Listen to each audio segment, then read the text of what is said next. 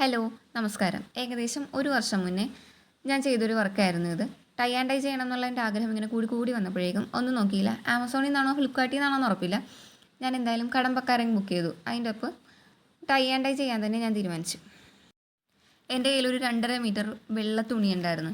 Pure cotton അല്ല, ഏകദേശം ഒരു പോളിസ്റ്റർ മിക്സാണ്. എന്നാൽ തുണി കാണാൻ നല്ല ഭംഗിയാണ്. അപ്പോൾ അതിൽ തന്നെ ഞാൻ ടൈ ആൻഡ് ഡൈ ചെയ്യാൻ വേണ്ടിയിട്ട് തീരുമാനിച്ചു. വീട്ടിൽ പഴയ ബാക്കി വന്ന കുറച്ച് വേകാത്ത കടല ഉണ്ടായിരുന്നു. അത് ഞാനിങ്ങനെ മാറ്റി എടുത്ത് വെച്ചിട്ടുണ്ടായിരുന്നു. അപ്പോൾ അതിന് വേണ്ടിയിട്ട് തുണിയിൽ ഞാൻ മാർക്ക് ചെയ്തു എവിടേക്കാണ് ഈ കടല വേണ്ടതെന്ന്. അപ്പോൾ ഈ കടല തുണിയിൽ ഇങ്ങനെ നൂല് വെച്ച് ടൈറ്റാക്കി കെട്ടും. ആ ടൈറ്റാക്കി കെട്ടണ ആ നൂല് വരണ ഭാഗം മാത്രം നമ്മൾ ഡൈ ചെയ്ത് കഴിയുമ്പോഴേക്കും അത് അയച്ച് കഴിയുമ്പോൾ വൈറ്റ് കളറിൽ വരും. അതാണ് ഞാൻ ഉദ്ദേശിച്ച ഡിസൈൻ. അതിനൊരു പ്രത്യേക പേര് പറയും, പക്ഷേ എനിക്കതിൻ്റെ പേരറിയില്ല. അങ്ങനെ ഞാൻ തുണിയിൽ ഈ കടല നൂലുമായിട്ട് കെട്ടി.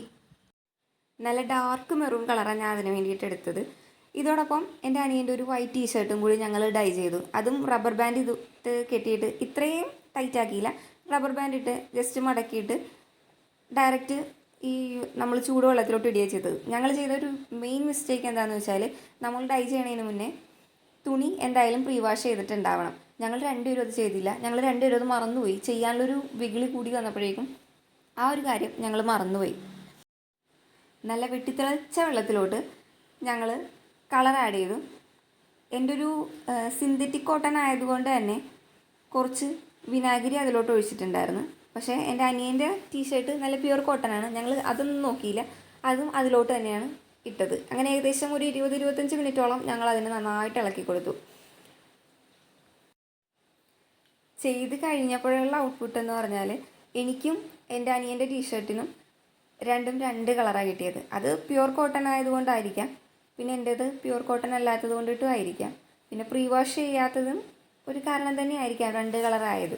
അവനും പ്രീ വാഷ് ചെയ്തിട്ടുണ്ടായില്ല, എന്നാലും മെറ്റീരിയലിൻ്റെ വ്യത്യാസം കൊണ്ട് ഞങ്ങൾക്ക് രണ്ടുപേർക്കും 2 കളറാണ് കിട്ടിയത്. അതിനുശേഷം തണുത്തൊരു വെള്ളം ഒരു ബക്കറ്റിൽ ഒഴിച്ച് വെച്ചിട്ടുണ്ടായിരുന്നു. അതിലോട്ട് ഡൈ ഫിക്സർ നമ്മൾ ആഡ് ചെയ്തു. എന്നിട്ട് ഈ ഡൈ ചെയ്തിട്ടുള്ള ആ ഒരു തുണി ഡയറക്റ്റ് ഇതിലോട്ട് ഇടുകയാണ് ചെയ്തത്. പിന്നെയും കുറച്ച് നേരം അതൊന്ന് കളറ് ഈ ഡൈ ഫിക്സറിൽ പിടിക്കാനായിട്ട് ഞങ്ങൾ നന്നായിട്ട് ഇളക്കി.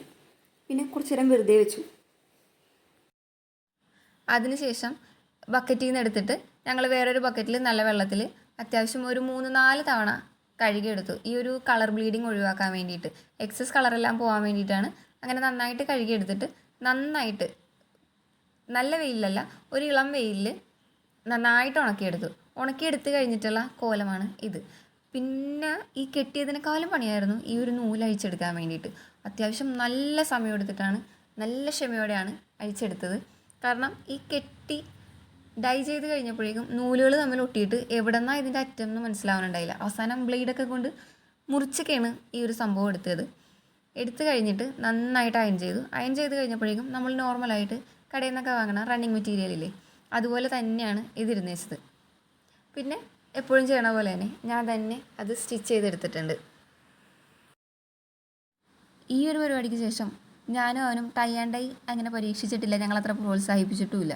ഞാനും അവനുള്ള സമയത്ത് പലതവണ ഞങ്ങൾ ഡൈ ചെയ്തിട്ടുണ്ടെങ്കിലും ടൈ ആൻഡ് ഡൈക്ക് ഞങ്ങൾ മുതിരാറില്ല. കാരണം അത്രയും സമയം എടുക്കും ഇതൊന്നും കെട്ടിയെടുക്കാൻ വേണ്ടി. ഇനി ചെറിയൊരു പോർഷനൊക്കെ ആണെങ്കിൽ നമുക്ക് അത്രയും സമയം എടുക്കില്ല. എനിക്ക് ഈ ഒരു 2.5 മീറ്റർ തുണി കെട്ടിയെടുക്കേണ്ടതായിട്ട് വന്നു. അപ്പോൾ ഞാൻ ഓർത്തു, നമ്മൾ ഇതുപോലത്തെ സാരികളൊക്കെ കണ്ടിട്ടുണ്ട്, അതെങ്ങനെ അവരിങ്ങനെ ചെയ്യുമെന്ന് ഞാൻ പലപ്പോഴും ആലോചിച്ചിട്ടുണ്ട്. സാരി മാത്രമല്ല, ഷോളുകളും ഇതുപോലെയെല്ലാം കണ്ടിട്ടുണ്ട്. അങ്ങനെ ഞാൻ ടൈ ആൻഡ് ഡൈ ചെയ്ത് സ്റ്റിച്ച് ചെയ്തിട്ടുള്ള ഡ്രസ്സിൻ്റെ ഫൈനൽ ഔട്ട്പുട്ട് ഇതാണ്.